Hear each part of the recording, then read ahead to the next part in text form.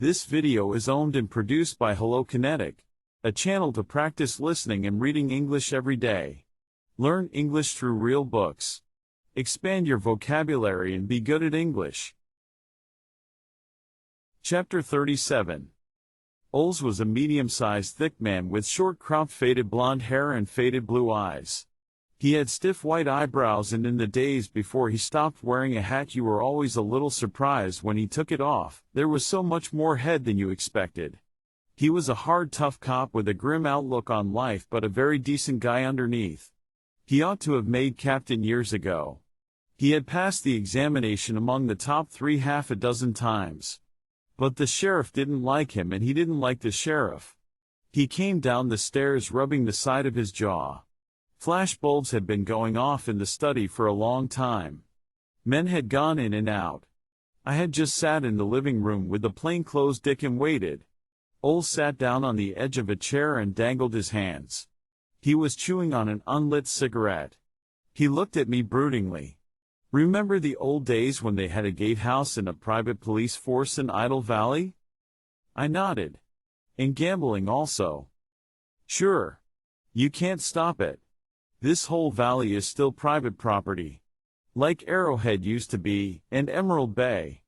Long time since I was on a case with no reporters jumping around. Somebody must have whispered in Sheriff Peterson's ear. They kept it off the teletype. Real considerate of them, I said. How is Mrs. Wade? Too relaxed. She must have grabbed some pills. There's a dozen kinds up there, even Demerol. That's bad stuff. Your friends don't have a lot of luck lately, do they? They get dead. I didn't have anything to say to that. Gunshot suicides always interest me, Oles said loosely. So easy to fake. The wife says you killed him. Why would she say that? She doesn't mean it literally. Nobody else was here. She says you knew where the gun was, knew he was getting drunk, knew he had fired off the gun the other night when she had to fight with him to get the gun away from him. You were there that night too. Don't seem to help much, do you? I searched his desk this afternoon. No gun. I told her where it was and to put it away. She says now she didn't believe in that sort of thing. Just when would now be? Oles asked gruffly. After she came home and before I phoned the substation. You searched the desk. Why? Oles lifted his hands and put them on his knees. He was looking at me indifferently, as if he didn't care what I said. He was getting drunk. I thought it just as well to have the gun somewhere else. But he didn't try to kill himself the other night. It was just show-off. Oles nodded. He took the chewed cigarette out of his mouth, dropped it into a tray, and put a fresh one in place of it. I quit smoking, he said. Got me coughing too much. But the goddamn things still ride me. Can't feel right without one in my mouth.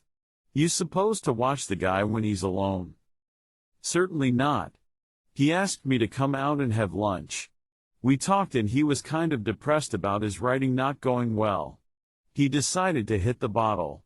Think I should have taken it away from him? I'm not thinking yet. I'm just trying to get a picture. How much drinking did you do? Beer. It's your tough luck you were here, Marlowe. What was the check for? The one he wrote and signed and tore up. They all wanted me to come and live here and keep him in line. All means himself, his wife, and his publisher, a man named Howard Spencer. He's in New York, I guess. You can check with him. I turned it down. Afterwards she came to me and said her husband was off on a toot and she was worried and would I find him and bring him home. I did that. Next thing I knew I was carrying him in off his front lawn and putting him to bed. I didn't want any part of it, Bernie. It just kind of grew up around me. Nothing to do with the Lennox case, huh? Ah, for Pete's sake. There isn't any Lennox case. How true, Oles said dryly. He squeezed his kneecaps. A man came in at the front door and spoke to the other Dick. Then came across to Oles. There's a doctor lowering outside, Lieutenant. Says he was called. He's the ladies' doctor. Let him in. The dick went back and Dr. Loring came in with his neat black bag. He was cool and elegant in a tropical worsted suit. He went past me without looking at me. "Upstairs?"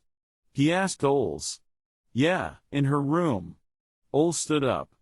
"What you give her that Demerol for, Doc?" Dr. Loring frowned at him. "I prescribe for my patient as I think proper," he said coldly. "I am not required to explain why." "Who says I gave Mrs. Wade Demerol?" "I do. The bottle's up there with your name on it. She's got a regular drugstore in her bathroom. Maybe you don't know it, Doc, but we have a pretty complete exhibit of the little pills downtown. Blue Jays, Redbirds, Yellow Jackets, Goofballs, and all the rest of the list. Demerol's about the worst of the lot. That's the stuff Goring lived on, I heard somewhere. Took 18 a day when they caught him. Took the army doctors 3 months to cut him down." "I don't know what those words mean," Dr. Loring said frigidly. "You don't? Pity. Blue Jays are sodium amytal. Redbirds are seconal. Yellow Jackets are nembutal. Goofballs are one of the barbiturates laced with benzedrine. Demerol is a synthetic narcotic that is very habit-forming. You just hand him out, huh? Is the lady suffering from something serious?" "A drunken husband can be a very serious complaint indeed for a sensitive woman," Dr. Loring said. "You didn't get around to him, huh? Pity. Mrs. Wade's upstairs, Doc. Thanks for the time." "You are impertinent, sir. I shall report you." "Yeah, do that," Oles said. "But before you report me, do something else. Keep the lady clear in her head. I've got questions to ask." "I shall do exactly what I think best for her condition. Do you know who I am, by any chance? And just to make matters clear, Mr. Wade was not my patient. I don't treat alcoholics." "Just their wives, huh?" Oles snarled at him. "Yeah, I know who you are, Doc. I'm bleeding internally. My name is Oles. Lieutenant Oles." Dr. Loring went on up the stairs. Oles sat down again and grinned at me. "You got to be diplomatic with this kind of people," he said. A man came out of the study and came up to Oles. A thin, serious-looking man with glasses and a brainy forehead. "Lieutenant." "Shoot." "The wound is contact, typically suicidal, with a good deal of distension from gas pressure. The eyes are exophthalmic from the same cause. I don't think there will be any prints on the outside of the gun. It's been bled on too freely." "Could it be homicide if the guy was asleep or passed out drunk?" Oles asked him. "Of course, but there's no indication of it. The gun's a Webley hammerless. Typically, this gun takes a very stiff pull to cock it, but a very light pull to discharge it. The recoil explains the position of the gun. I see nothing against suicide so far. I expect a high figure on alcoholic concentration. If it's high enough," the man stopped and shrugged meaningly, "I might be inclined to doubt suicide." "Thanks. Somebody call the coroner?" The man nodded and went away. Oles yawned and looked at his watch. Then he looked at me. "You want to blow?" "Sure, if you'll let me. I thought I was a suspect." "We might oblige you later on. Stick around where you can be found, that's all. You were a dick once, you know how they go. Some you got to work fast before the evidence gets away from you. This one is just the opposite. If it was a homicide, who wanted him dead? His wife? She wasn't here. You? Fine, you had the house to yourself and knew where the gun was.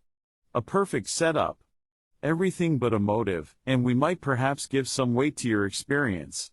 I figure if you wanted to kill a guy, you could maybe do it a little less obviously." "Thanks, Bernie. I could at that. The help wasn't here. They're out. So it must have been somebody that just happened to drop by. That somebody had to know where Wade's gun was, had to find him drunk enough to be asleep or passed out, and had to pull the trigger when that speedboat was making enough noise to drown the shot, and had to get away before you came back into the house. That I don't buy on any knowledge I have now. The only person who had the means and opportunity was the one guy who wouldn't have used them, for the simple reason he was the one guy who had them. I stood up to go. "Okay, Bernie. I'll be home all evening." "There's just one thing," Oles said musingly. This man Wade was a big-time writer. Lots of dough, lots of reputation. I don't go for his sort of crap myself. You might find nicer people than his characters in a whorehouse. That's a matter of taste and none of my business as a cop. With all this money he had a beautiful home in one of the best places to live in the country. He had a beautiful wife, lots of friends, and no troubles at all. What I want to know is what made all that so tough that he had to pull a trigger. Sure as hell something did. If you know, you better get ready to lay it on the line. See you. I went to the door. The man on the door looked back at Oles, got the sign, and let me out. I got into my car and had to edge over on the lawn to get around the various official cars that jammed the driveway. At the gate another deputy looked me over but didn't say anything. I slipped my dark glasses on and drove back towards the main highway. The road was empty and peaceful. The afternoon sun beat down on the manicured lawns and the large roomy expensive houses behind them. A man not unknown to the world had died in a pool of blood in a house in Idle Valley, but the lazy quiet had not been disturbed. So far as the newspapers were concerned it might have happened in Tibet. At a turn of the road the walls of two estates came down to the shoulder and a dark green sheriff's car was parked there. A deputy got out and held up his hand. I stopped. He came to the window. "May I see your driver's license, please?" I took out my wallet and handed it to him open. "Just the license, please. I'm not allowed to touch your wallet." I took it out and gave it to him. "What's the trouble?" He glanced into my car and handed me back my license. "No trouble," he said. "Just a routine check. Sorry to have troubled you." He waved me on and went back to the parked car. Just like a cop. They never tell you why they are doing anything. That way you don't find out they don't know themselves. I drove home, bought myself a couple of cold drinks. Went out to dinner, came back, opened the windows and my shirt and waited for something to happen. I waited a long time. It was 9 o'clock when Bernie Oles called up and told me to come in and not stop on the way to pick any flowers.